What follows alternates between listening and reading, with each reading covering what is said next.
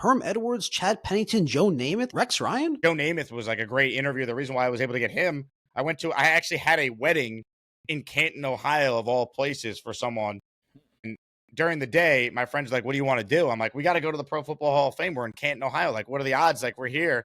So I took a photo wearing a Broadway Joe shirt in front of like the Joe Namath exhibit they have in the Pro Football Hall of Fame, tagged Joe's like Instagram account on it. And like his handler like reached out asking for like permission to reshare it or whatever. I'm like, absolutely. Meanwhile, hey, I'd love to have Joe on my show. I have a jet show. Yeah, no problem. Absolutely. Set it up.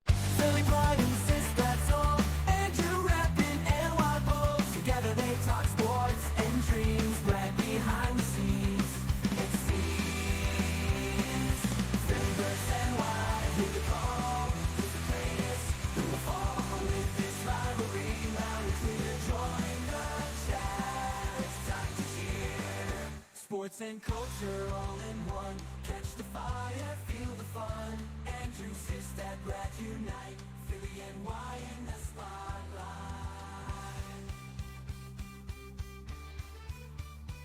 Hey everyone, welcome to episode 57. We have a special guest, a rising star in sports media, the host and creator of the Jake Asman Show on YouTube, a host on ESPN Radio and Mad Dog Radio on Sirius XM, Jake Asman. Jake, thanks for joining the pod, man. Andrew, appreciate you having me on. I know we've been trying to do this for a while, so glad we could make it happen here. Hey, you forgot to mention Bomber Nation, dude. Come on. He wasn't on Bomber Nation. Oh, he wasn't? Oh, okay. No. My mistake. Go Bombers, though. Go Bombers, yeah. That is the backstory, though. Jake and I know each other from Ithaca College. Dude, you making us Bombers proud.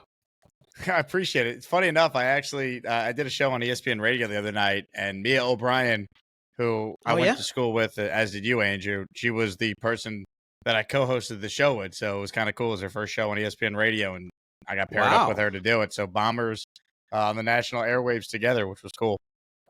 That's awesome. I know, like, when we went there, there was like Andrew Marchand. There were a lot of people that have had success. Carl Ravitch, and you know, it's good that some people are still doing it now. Must be a good program. I'm not one of them.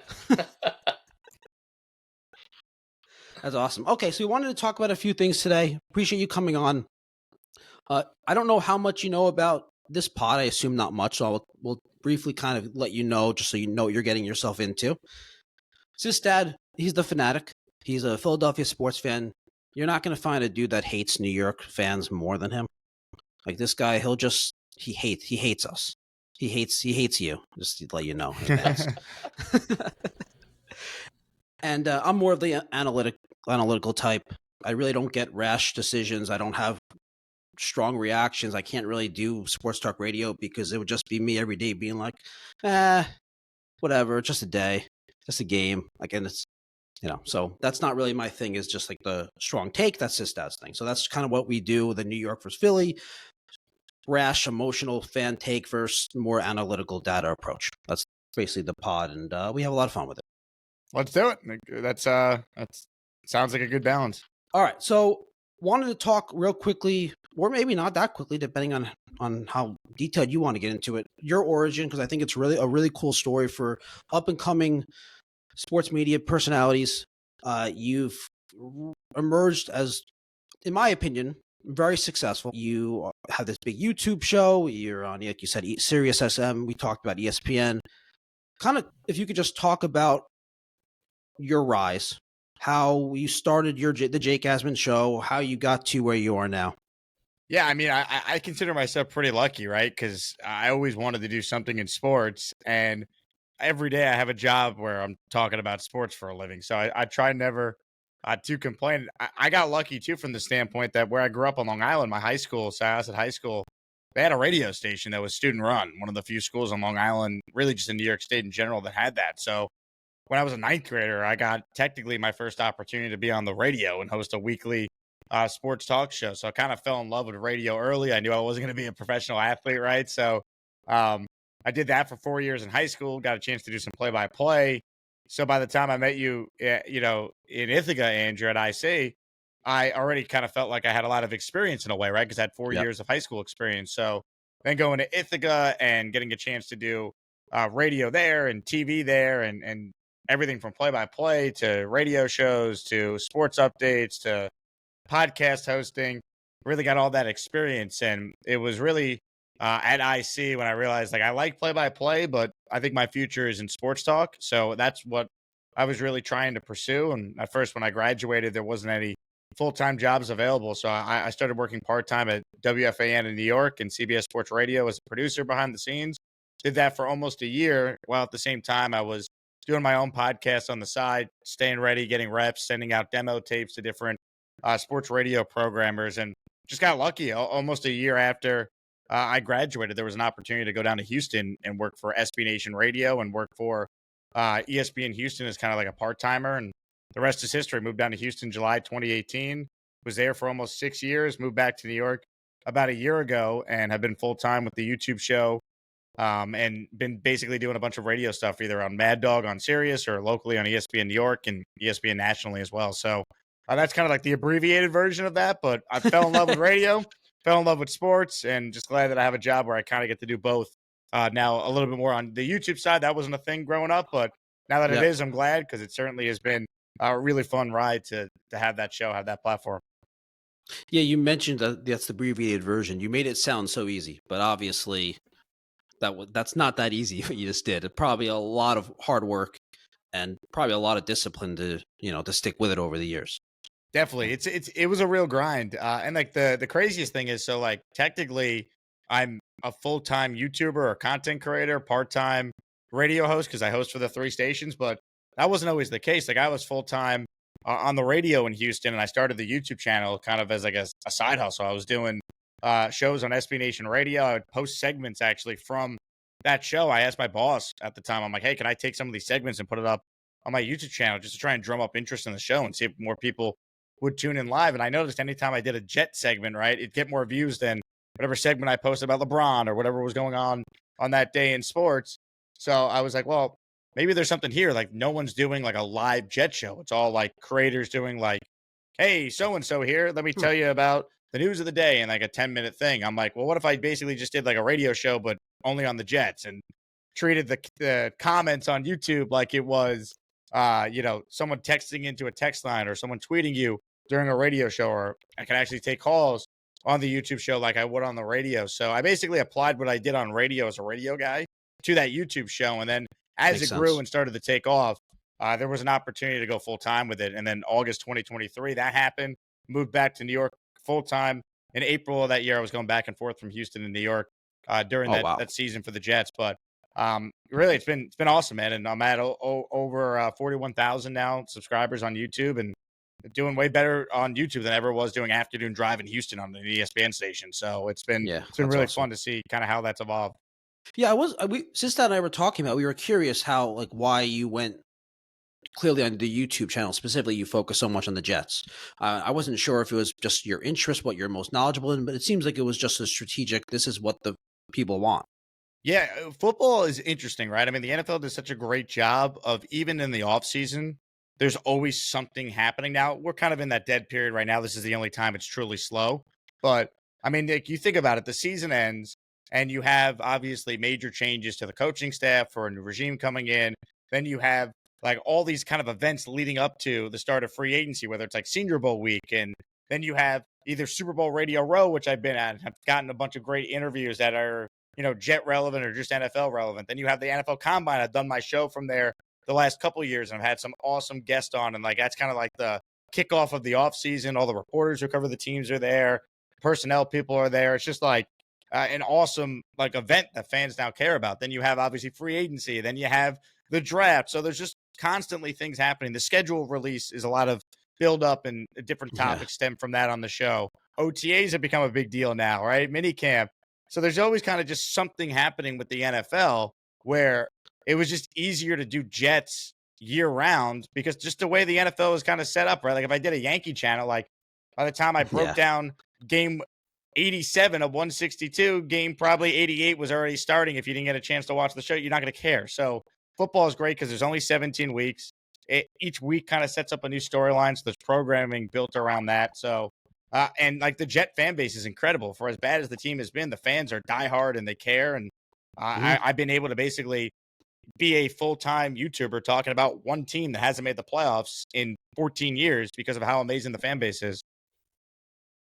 Yeah, 14 years, man. Crazy. You were in high school, Hey, right? Jake, I want to know. I want to ask you. So when you were in Houston, was it? I've always kind of wondered because I know people who have a dream in sports talk radio. You kind of have to go where the work is, right? And you're a New Yorker, so I'm sure that you want to mostly like talk New York and talk Jets, Knicks. But like when you're in Houston, like I'm sure you're not like super passionate about the Texans. So like, what was that like for you while you're a New Yorker at heart, you're from Long Island, but like here you are having to pay attention to the Texans and the Astros and like be able to host a show about that. Like what was that like for you? Yeah, it's a great question. And like the real answer is like I'm never going to be as passionate talking about the Texans as I would be the Jets. But the one thing I tried to like pride myself on is like I'm going to be prepared. I'm going to make sure that I understand how the Houston sports fan is feeling. And while I might not root for your teams, I know enough about sports, and me being a fan of my teams myself, I put myself in the shoes how I would feel if I was an Astros fan and this happened, how I would feel if I was a Rockets fan and this move happened, or the Texans, what are they doing? Trading DeAndre Hopkins for a bag of like used footballs. Like I can be passionate as a fan, putting myself in the shoes of the Texan fan and how they feel. It's never quite the same, right? Like I could try and replicate it, but it's not like me yelling about, Aaron Boone's terrible decision in the World Series going to this pitcher. Like it's never going to be that, but because I put the work in and, I lived in the city and I interact with our listeners and the sports fans down there, I think I did an okay job, all things considered. But you're right. Like it's never going to be the exact thing, but I think you just prepare and you want to be yourself, right? Like I wasn't hiding the fact that I was from New York, but the listeners who tuned in, I think they knew that like, I'm going to be me and give you the best show possible. And if you like me, great. If you don't, like, hopefully you listen anyway. Wait, so he's a Yankees fan covering the Astros. That was brutal, by the way. Oh my God, man. brutal. Yeah, it sounds like it. By the way, as you're answering this, it was a great question, Sister. But I'm thinking like it's not that far off from what you're doing in New York, because in New York we have two teams in every sport. So you're going to be talking about the Mets as a Yankees fan, in a sense. Like as a Mets fan, trying to understand from the Mets fan perspective, even though you're not a Mets fan. So it's kind of similar in that sense. Yeah, exactly. Right. And it's a great point, Andrew, because, when I'm on ESPN New York, it's like I'm a Jet fan, but I know about everything going on with the Giants, the Mets, the Nets. We got 3 hockey teams in the local area. You don't do a ton of local hockey talk on ESPN New York, but like I keep tabs on what the Islanders, Rangers, and Devils are doing, even though I'm only an Islander fan. So I think just growing up in a market where there was 2 or 3 of every team, that kind of helped me in Houston, because it's like, okay, well, I could be a fan of my team and still follow what's going on for teams I don't personally root for. That makes sense. So Sistad and I were going over your YouTube channel, and we were seeing some of the guests you've had. And Sistad kept asking me, he's like, how did he get these? How did Herm Edwards, Chad Pennington, Joe Namath? He's like, wait, what? Rex Ryan? Like, we were wondering, like, how do you even get those guests? Honestly, each one's kind of unique. Like it just, I've traded a lot of contacts with different producers I've met and networked with over the years. Someone like Rex, he does a weekly on our station on ESPN New York. I had him on when I filled in on our morning show, and then I got the contact info from that and just started to form a relationship with him to make the ask for him to come on the YouTube show. So yeah, it's kind of, I mean, in radio, it's like a lot of like you're trading contacts or you're meeting people at different things. Like, I had Ryan Russillo on my radio show a few years ago because I literally had the same table next to the Ringer at the Super Bowl in Miami back in 2020 before COVID. So like, you just never know when you're going to get a chance to meet someone and network with them and try and build a relationship. So like the Joe Namath was like a great interview. The reason why I was able to get him, I actually had a wedding in Canton, Ohio, of all places, for someone. And during the day, my friend's like, what do you want to do? I'm like, we got to go to the Pro Football Hall of Fame. We're in Canton, Ohio. Like, what are the odds? Like, we're here. So I took a photo wearing a Broadway Joe shirt in front of like the Joe Namath exhibit they have in the Pro Football Hall of Fame, tagged Joe's like Instagram account on it. And like his handler like reached out asking for like permission to reshare it or whatever. I'm like, absolutely. Meanwhile, hey, I'd love to have Joe on my show. I have a Jet show. Yeah, no problem. Absolutely. Set it up. And I've had Joe on a couple of times because of like that. So you just never know. But I guess That's crazy. Yeah, the the short answer to that question is it's just developing relationships over time with not even maybe the guests, but the people that handle the PR or the charity foundations for the guests. Like, there's always different ways you could try and be creative with trying and get a hold of someone. Wow, that's crazy. Very cool. Interesting.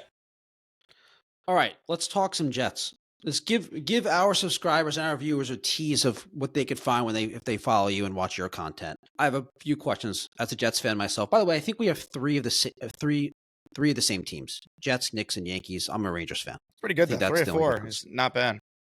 Yeah. So, what are your expectations for the season? Because let me just explain real quickly. I feel so distraught as a Jets fan. And this is unique for me. I feel beaten down by I just have a hard time feeling optimistic about this team after the letdown of the last 2 years. So, what are your expectations? Is it 500? Is it playoffs? Is it what are your expectations for this team this season? Yeah, I mean, look, I think they're as low as they've been in a while, right? And I think there's a lot of just apathy from some of the fan base. I mean, the last 2 years, I mean, with the hype and expectations and it going about as bad as it possibly could go, I understand that feeling from a lot of fans. And even though, new coach kind of brings in some optimism, it's not as much as it would be in other circumstances. And I live that every day still trying to talk about this team because you just see the excitement of the last couple of years is not there right now. It doesn't mean it can't get there, but they got to win games, right? So my expectations, to be honest with you, they're pretty low. I think they'll be better than the 5 wins they won last year because I thought they were the worst coach team in the league by far in football a season ago. So I think by accident, they'll be better coached with Aaron Glenn. But, it's once again a first-time coach, first-time offensive play caller and Tanner Engstrand. Justin Fields has got some talent, but he's on his 3rd team in 3 years. The Jets are going to be the team to unlock Fields like Minnesota just did with Darnold and Baker and you could if you want to be optimistic, you could say the roster's talented. They got an all-pro level player in all 3 levels of their defense. Their O-line's the best it probably has looked in at least a decade, if not longer, just from sheer talent. They have Garrett Wilson. They have Brees Hall. There's still good players on this team. It's just this fan base is kind of beaten down. So I'm around 6 or 7 wins right now until I see, reasons to truly buy in and believe. That's kind of where I'm at. Makes sense. Yeah. Is that kind of how you feel? I truly don't mean this as an insult. Is that how the psyche of the Jets fan is? Minus the past 2 years, of course, because the Rodgers and I know hopes were high, but is that kind of the general sentiment of life as a Jets fan? Every year you're kind of going in ho hum. Here comes our 5, 6, 7 win season, and we'll see what happens next year. Is that kind of status quo? Yeah, you know what? Not always. This year it is. But usually the Jets have these fun off seasons, and the fan base we all joke we won the off season, baby, and then the season starts, and we're doing mock drafts in late October, right? So there's some of that. I mean, but just the last 2 years were just so devastating, right? If I would have told any Jet fan going into last year, hey, Aaron Rodgers is going to come back from injury. This team won 7 games the previous year with him only playing 4 plays. Are the Jets more likely to be 5-12 or 12-5? If I tell you Rodgers starts all 17 games, you would have bet your life on 12 wins, not 5. So it's just everything that could go wrong the last 2 years went wrong. I think it just did a lot of damage. So I think the psyche is down. I do think under normal circumstances in the past, we would, as fans, not everyone, but a lot of the fan base would be look, there's good teams that go from worst to first every year in the NFL. 4 teams on average miss the playoffs 1 year and then make it the following year. But I get the sense just how disastrous the last 2 years have been. That feeling we're describing, that's kind of the majority of the fan base. It wasn't always like that, but we're talking about a team that, it has the longest playoff drought in professional sports right now. I mean, I was a sophomore in high school the last time the Jets were in the playoffs when they were going to back-to-back AFC championship games with Rex Ryan and Mark Sanchez. So I missed your takes on the Garrett Wilson and Sauce extensions. You're happy with those extensions, I assume? Yeah, I'm fully on board with both. I think the Jets, honestly, probably channeling a lot of what Howie Roseman and the Eagles do, right? Get ahead of it early. You believe in the players. It saves you down the line on cap. I think Garrett Wilson has proven to be a legit star in the league. He's quarterback proof, high character dude. I'm excited to see what he's going to be going forward. And Sauce Gardner, for his standards, had a down season, but we're still talking about a guy that was a first-team All-Pro his first 2 years in the league. No one's ever done that at that position ever. He's 24 years old. I think with Aaron Glenn now as the coach, I'm expecting Sauce to bounce back. If we can't trust Aaron Glenn, a former All-Pro corner in his own right and a defensive guru, to evaluate Sauce and determine whether or not he's worth paying. Like, what can we trust Aaron Glenn for, right? So I think Sauce is going to be awesome, and I'm not worried about him. I think Garrett's going to be Garrett. So I like keeping them. It just, we can celebrate it. It's exciting. Nice to keep our own homegrown players. There hasn't been enough great players that you'd want to keep anyway, but now they got to win, right? I mean, like, I hate to be that guy, but it's like, great, you got them signed. Now can we, like, win some games with these guys so we don't waste their careers as Jets? So far, it's been wasted. Yeah. I mean, think about it. Like, since they've been here, they have been a part of 2 7-win seasons and a 5-win season. Like, they're going in the year 4 already. It's a shame. Yeah, for sure. All right, let's talk. We want to touch on Yankees and Knicks. What do you want to start with, Jake? Either one works. I mean, the Yankees won today. They helped out the Mets and Phillies fans out there by taking 2 out of 3 from the Braves. Thanks. You're welcome, sister. How do you feel about the Yankees state? What's the state of the Yankees right now? Going to the deadline or nearing the deadline, just took 2 out of 3 from the Braves. How are you feeling about the Yanks? They need a big deadline, right? I think the American League is wide open, which helps them, but I'm not overly confident in them right now. I mean, they're very streaky. They don't particularly play a very clean and fundamental brand of baseball. Like they felt like they did at the beginning of the year, and then the last month it's been ugly. Even in the series against the Braves, like what happened on Friday was just such a debacle. Using an opener, just like the manager makes you want to like rip your hair out with some of the decision making. So it's just. Look, they're a good team. They are. They obviously have Judge. They have Fried. They have Rodon. They have good players. Jazz has been really good of late. Stanton, since he's been back, has been incredible, which is great. Hopefully he stays healthy. But they don't have a third baseman, so they need that. They probably need 2 relievers. They might need another starter. We'll see if Luis Gil is truly going to be healthy. That said, like, I'm not going to give up on them. Like, every Yankee fan, they lose. Like, oh, season. So it's like they're like like 2 games out of first place. They're playing Toronto this week. Like, they're in the wild card right now. The season ended. Like, you have one of the greatest hitters ever in his prime right now in Judge on his way to winning his 3rd MVP. Like, they could still make a run. They just need a big trade deadline. So I think that's kind of what I'm looking at the next week or so. I kind of feel excited about the trade deadline. Like, I think like it's the kind of deadline where the Yankees could actually elevate themselves to the favorites into the American League if they have a big deadline. They could. Yeah. Are they willing to part with some of their top prospects to do it though? Like I would. Like I don't know. Like, we can't trade Spencer Jones. These are the same people who said we can't trade Anthony Volpe. Now it's like I think we should have traded Anthony Volpe. Like, you know what I mean? Like the Yankees, other than Judge, name me the prospect that's like been so great that it actually panned out that had all the hype. And I get it. Other than Judge, like other than that, Mrs. Lincoln, how was the play? But the Yankees have had a problem developing like offensive players that actually like have lived up to the expectation. So if I got to trade one of my like top guys to make a deal happen, I'm willing to do it. Like I think the Yankees got to capitalize on this window they have right now with this core of players. Would you be okay trading? I hate to break it to you guys, but trade deadline, David Robertson is off the table officially. So yeah, I saw that. I am happy he's back though, sister. 2009 Yankees live on. Yeah. That was a great World Series. Yeah. I'm sure you enjoyed that one deeply. Oh, I enjoyed it. No, this is Robertson. You might not know. It's going to be his 3rd stint with the Phillies. Yeah. And the first 2 were pretty bad. So now he's like 6 years older, and it's going to be great. So wasn't he good in the playoffs for you guys though? Like it wasn't that bad, was he? He was okay. He actually had one pretty intense. He had a win in Game 1 of the World Series in 2022 against Houston. He pitched the 10th inning of an extra inning game that the Phillies won 6-5. So that was like his moment. But other than that, he was pretty bad. I'm glad he's back. Yeah.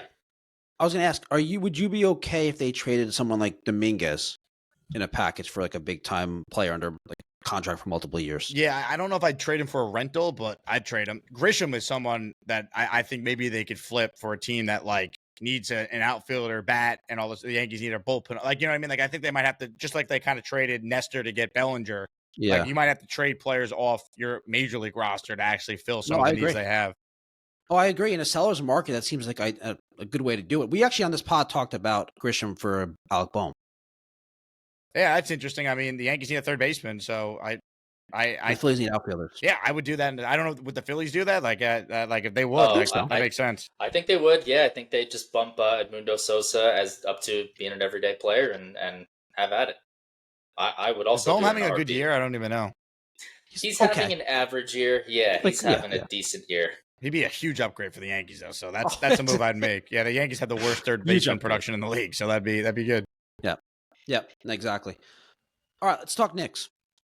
I know we want to get you out of here. So, Clarkson, Yabusele, how you feeling about the Knicks?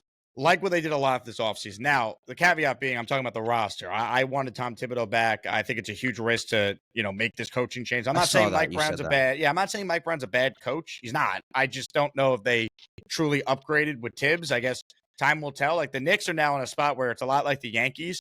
Regular season doesn't mean anything anymore. It's all about the playoffs. Like, anything short of the Knicks getting to the NBA Finals is going to be looked at like a step back, a failure. And that's crazy for a franchise that's coming off its best season, right? Reaching the conference finals for the first time in 25 years to now have that as your expectation. That's a lot of pressure on Mike Brown. That concerns me. That said, with all the injuries in the East, I feel like the Knicks are the best team right now. I mean, they have a much deeper bench. Signing Jordan Clarkson, there's 7 players in the history of basketball that have ever scored more points off the bench than he has. Like, he's perfect. I didn't know that. That's crazy. Yeah, they were the worst scoring bench team in the league last year. So you have him now and maybe Deuce coming off the bench to go with potentially Yabusele, who, I mean, he could start for you if you want to bring Mitchell Robinson off the bench, or you could put Deuce in the starting lineup and Josh Hart now could come off the bench. Like, I really like what they've done.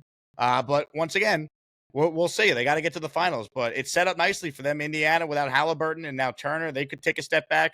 With all due respect to your Sixers, Sistad, no one trusts Embiid and Paul George to actually be healthy when it matters. So you can't look at them as a legit contender right now. I know Giannis is still at the Bucks, but I don't buy into them. I think Orlando and Detroit are maybe a year or two away. They're just young.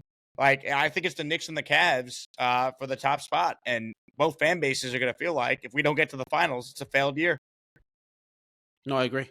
Now, I think I saw a clip where you were just like destroying, like ranting about how the firing Tibbs was the wrong move. Do I have that wrong? Or was that just a clip of not really telling the whole story? Or no, I was against it. I wanted to keep Tom Thibodeau. I thought before they even hired Mike Brown, like right when they fired him, you were against it right away? Yeah, I didn't want Tibbs to be fired. I felt like they made the cat trade the day before training camp started. He got them to the conference finals. I felt like, hey, give him one more year with his core. Like, this guy's won a playoff round 3 straight years. Like, my big fear is, let's remember what the Knicks were, and let's remember how they're now being used as an example for how to turn your franchise around. Like, competent management, Dolan stayed out of the way, let Leon Rose and Tibbs do everything. Like, I was just very nervous about, like, making this bold move when you didn't have to do it. That said, I'm not going to sit here and say Mike Brown's awful. I'm certainly rooting for him as a Knicks fan. I just think Tibbs is a good coach. You can't tell me that Mike Brown is drastically better, if at all, than what they had. So that was my big thing. But if Mike Brown's a better fit and Leon Rose knows that, God bless him. I hope he's right. And I hope I'm wrong. And Mike Brown ends up being the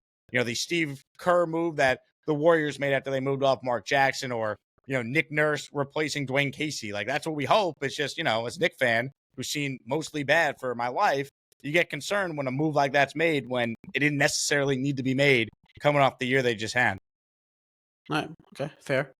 How do you feel about the roster? Do you think do you think this is the roster essentially that maybe with another vet minimum they're going into the season with, or do you sense a big move? Like, I've been on this pod saying I think a big move is coming still.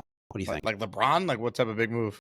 No, not like LeBron. Like, Bridges hasn't signed his extension yet. Mm-hmm. Mitch hasn't signed his extension yet. I think there's a good chance one of them, if not both of them, are moved.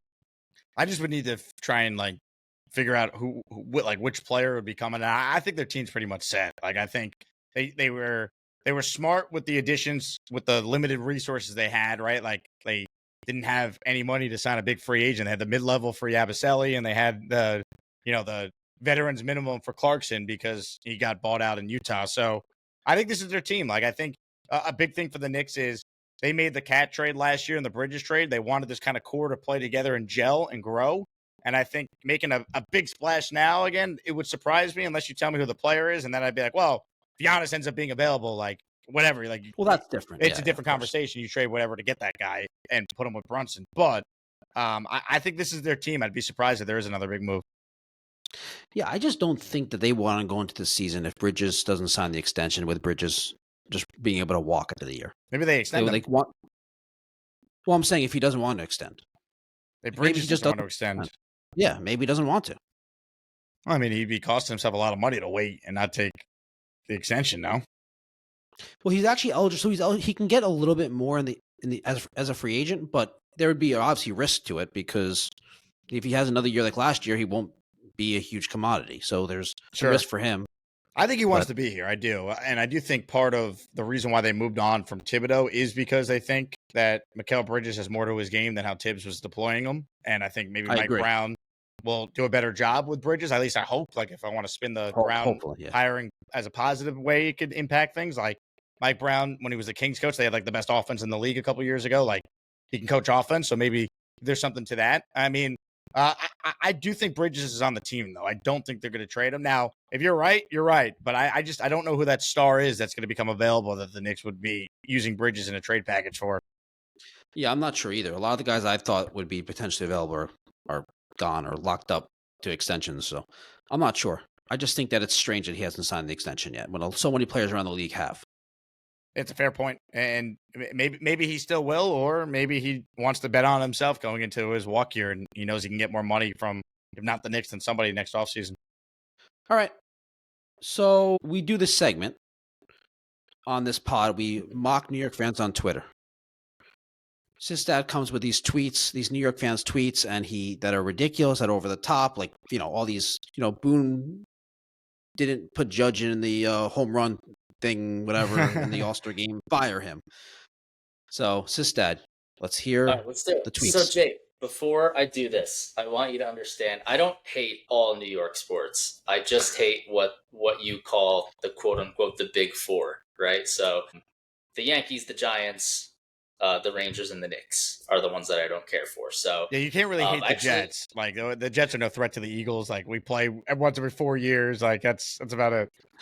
Dude, I say often on this podcast, I have great respect for Jets fans. Like, I root like hell for you guys because I understand. Like, believe me, the Eagles have been like good lately, but I understand what it's like living your whole life, like just being disappointed season after season. So like, yeah, when you're a fan of like the Jets or even like the Mets, like I hate the Mets, but I have great respect for their fans. And like even like with the Yankees, like you said with the Jets, like the Phillies rarely play the Yankees other than like 2009, sure, but like I don't really care about their team. It's just their fans, right? And I actually have a pretty good reason for it, although Andrew might not agree. But I'm from the area I come from. I'm in like central New Jersey.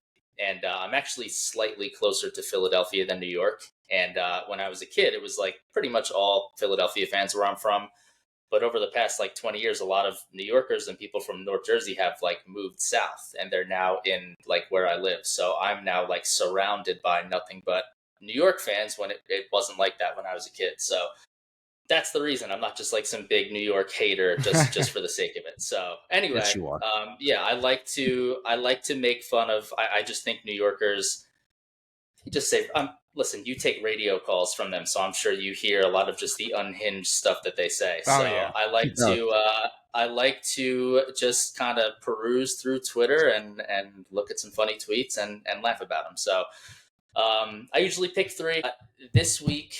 I've got a couple of Knicks things actually, because I'm a little defensive over my 76ers because of the Embiid article. I don't know if you guys got a chance to read that, but a couple guys were just really, really having it out for Joel Embiid. So basically ESPN, this reporter released a massive article, 13,000 word, basically like, I don't even know what you'd call it. I don't know if it's an op-ed or what, but really long article basically delves into the life and struggles of Embiid and coming over from Africa, not speaking English, like literally picking up a basketball for the first time at the age of 16, breaking his foot, breaking his face. Like a lot of this stuff, he kind of he gets knocked. People call him fat and lazy and that he doesn't care. And like a lot of this stuff is like, dude, he got like elbowed in the face and broke his orbital bone. Like, it's not because he's a loser and he doesn't try. Like, it's because someone cracked him in the eye and broke it. And then the next year, like he wins the MVP. He's literally playing the best basketball of his life. And Jonathan Kuminga falls on his knee and tears his meniscus. And he hasn't been the same ever since. So that was kind of the gist of the article. They mentioned the New York Knicks series from last year in the article, and they were just saying how bad his knee was. There's a quote from Nick Batum in there saying that he was surprised that he wasn't sure how Embiid was walking, let alone like playing basketball. So anyway, the tweet comes from New York Basketball is the name of the account. Their handle is at NBA_New York. Tweets the following. Interesting how the 13,000 word Embiid article refers to the Knicks series 6 times and game 3 in particular, but leaves this out. And then he basically shows a video of like Embiid getting mad at the Knicks. And he showed the play where he tripped Mitchell Robinson and injured him for the rest of the playoffs. He's showing the dirty plays, not just getting mad. He's showing maybe they had to cut it for space, the guy said. So it's like, dude, don't make it about the Knicks, guy. I'm sorry. Like, it's an article. It's about the guy's life. That's pretty mild. I figured you had something else. Like, I'm not surprised. Knicks fans hate the Sixers, and we took over your arena. We take pride in that. Yeah, like I know. It's honestly, the hatred with Embiid is because of the dirty plays in that series. That's where it all comes from. Yeah, I understand, but like I don't know. It's not about the Knicks. Part of the article. They're obviously not going to talk about an article about Embiid and all his struggles. Not going to talk about. Oh, by the way, he does dirty plays, and this is. I get what you're saying. But some people, especially some like Knicks fans, were like, "Wow, like I actually see Embiid in a different light now. Like I didn't know this, and it's kind of heartfelt seeing the human side of him." And this guy's just like, nah, fuck that. Like this guy made a dirty play one time, so fuck him. I just thought that was funny. Next guy. This one's from Michael Kasdan. His handle is just at his name. My takeaway on the Joel Embiid article.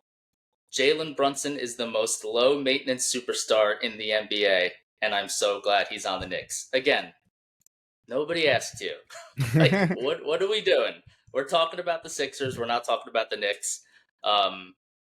And, like, go away is my take on that. I don't know. I just thought it was funny. I was a little in my feels because everybody was making it about the Knicks. And it's like, it's not about the Knicks. Like, we get it. You guys beat us in the series. You took over Philadelphia. Like, it's all good. Be happy. The Sixers stink. You don't have to rub it in. Like, we get it. This is just your little brother syndrome coming out, dude. A little bit. This is just. Yeah, a little bit. Yeah, you just can't handle. It just sounds like rivalry stuff. Yeah. I just think it's annoying, and it's like, I get that. I don't know. Definitely annoying. Yeah. Listen, I would love it if Jalen Brunson was on my team too. I get it, but he's a Philly kid. I know all too well. All right, last one is from a guy. So this one's about the Yankees. So this guy's name is at Greg_DeSalvo. His profile picture is just like a handsome looking guy. I don't know. He's wearing a suit. He's got a nice watch on. Anyway, so this was after Volpe had the 2 home run game. Was it last night? I think it was Last night. Yeah, during the big comeback. So he says this, and if you look at this guy's Twitter account, this guy's like eviscerated Volpe like all season long. So now he tweets the following. I don't even know if he's serious or not, but he goes, all capital letters, Anthony Volpe is him! ! With a rocket emoji.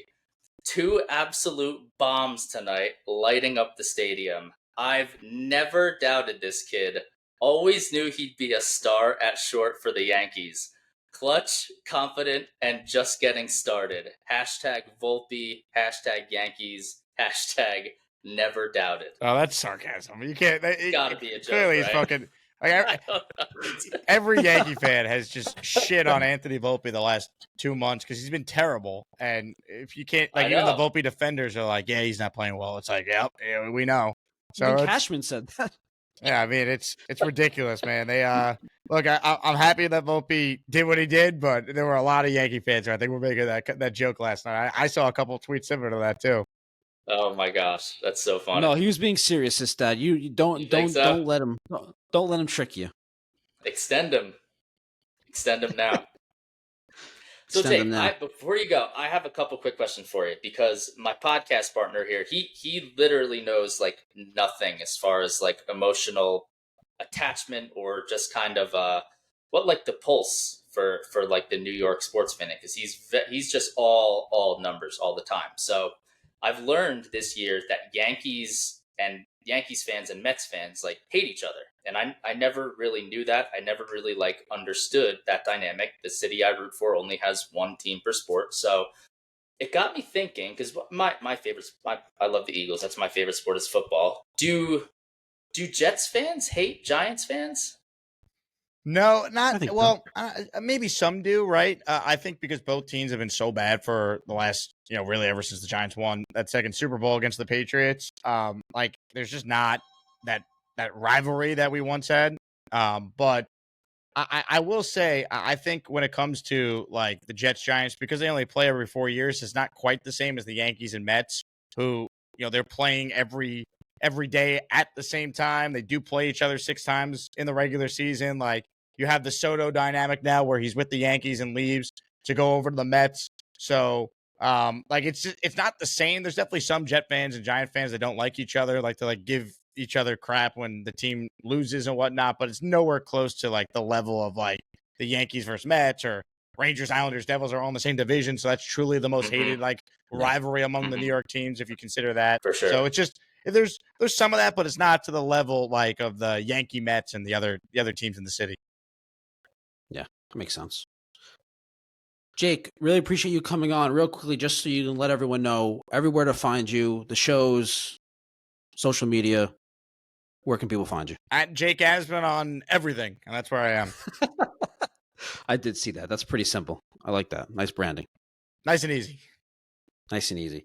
Anyway, Jake, really appreciate you coming on. Thanks. My pleasure. Thanks Angie, man. Sistad. Appreciate it. And, hopefully next time we talk, the Jets will finish with a winning record or whatever. Who knows? Maybe not be terrible. Hopefully. Thanks. There you go. See you guys. Thanks, man. Good meeting you. Bye. See ya. All right. Let's just take a few minutes, talk about about everything that Jake said. Let me know if there's something that you thought that was surprising, because for me, I thought your question about working in Houston as a passionate New York fan, like I think, and the challenge of that, I thought his answer to that was really interesting. I think it was a good question. Something that like stuck out to me was you could see just in the half hour, 40 minutes he was with us, how passionate he is and how animated he is. And I think in order to be successful, like on Sports Talk Radio, to be successful doing like a daily live stream show on YouTube, you have to have that energy. Like that's something that I think for me, like I don't know how it's hard for me to generate that kind of energy about like the Jets on a daily basis in July. Season. Yeah, in July. It's crazy. Yeah. That's great. It's good for him. Seems like good dude. Seems like he, put his nose down, worked really hard, and now he's it's a labor of love, right? I mean, the dude loves the Jets. He loves New York sports, and he worked towards achieving his goal, and he's getting it done. So that's really cool to see. I forgot to ask him. I meant to at some point ask him to give up and comers some advice, but we'll have to do that at a different time. Yeah. Anything else that stood out to you? No, I just think it's I just think it's really cool that he like makes his bread and butter with the Jets. The Jets need a champion like that. There's not a ton of like Jets specific content out there, and I think it's great. What do you think? Well, you know what's interesting? Well, I think he's a little bit younger than us. I think he was a freshman when I was a junior, a freshman when I was a senior in college. I don't remember exactly. So he was a couple years younger, but when he started getting into it, there wasn't podcasts, but like really early on, like in his early 20s, mid 20s, YouTube and podcast became really started becoming prominent, started growing. So he kind of got into this industry and always thinking he wanted to do sports talk radio, which he's still doing, and then quickly realizing this new platform is growing and I should be doing this. And he, while sticking with the radio, he still does that, but to go then evolve, transition into a full YouTube, content creator, I feel like that's really impressive. Like that this is like, it's because it's so easy to get stuck in like tunnel vision where it's like, I'm going to be on Sports Talk Radio. I'm going to be on ESPN Radio. Eventually I want to be on WFAN midday show. And then, but during this process to realize, hey, I should be doing this. I should be creating content on YouTube. everyone likes the Jets. There's seems to be not that much live streaming Jets content. Let me do this. And then he grows this and he's at 41K subscribers. That's, I mean, I feel like most people in the radio industry early on about the podcast industry and that platform mocked it. They like laughed at it. Like there's clips of like Mike Francesa, like, you know, like, oh, good luck with that. Like the people who left WFAN to do that, like, right. No one's gonna listen to that, like stuff like that. And that's like Don Imus used to mock all the podcasters, and this was a thing in radio. Who's the big radio guy, not sports guy? Larry King? Stern? Howard Stern. Why am I thinking of Larry King? I don't know. Anyway, Howard Stern, his big thing was he would mock Joe Rogan. Like he would laugh at Joe Rogan. Oh, really? Like starting a podcast, yeah. There's a lot like laughing, and Joke's on you now, pal. Because Joe Rogan worked for Howard Stern, left, ended up doing podcasts, and then Howard Stern, they had like a feud because like Howard Stern would like, you know, talk smack about him. Like, oh, he's on a, he's doing a podcast, no one listens. And obviously he becomes, you know, he kind of helped create what podcasting has become. So, but that was a thing. So totally. Like radio people made fun of podcasters. They looked down on them. Kind of like New York fans look down on Philly. New York fans look down on everything that's not New York. This is New York. That's right. I should have asked him about that, dude. I should have said so. So, is this New York? When you were in Houston, did you feel like this wasn't good? Like, did you feel like That's right. Did you feel like this city that, you know, doesn't have a pot to piss in compared to New York? Now that you're back in New York, you can tell the truth. Yeah. There's nothing like New York, right? I mean, the Texans and the Astros. Come on, man. A Yankee fan having to the like Rockets? talk about the Astros.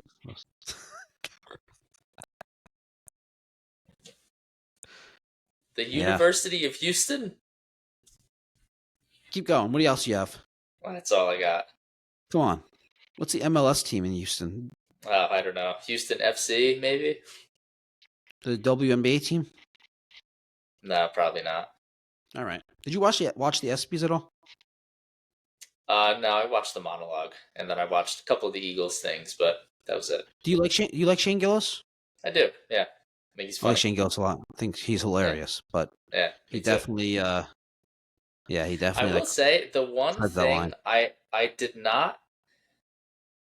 thing I don't like that he does, where he kind of, what do they call it? Like he breaks the fourth wall, or like he'll say like, "Oh, I didn't write that joke." Like he did it way too many times. Like it's funny if you do it once or twice, but I feel like he did it 8 times in his opening monologue. I know what you're saying. I think one time he was doing it because it was the Epstein list joke.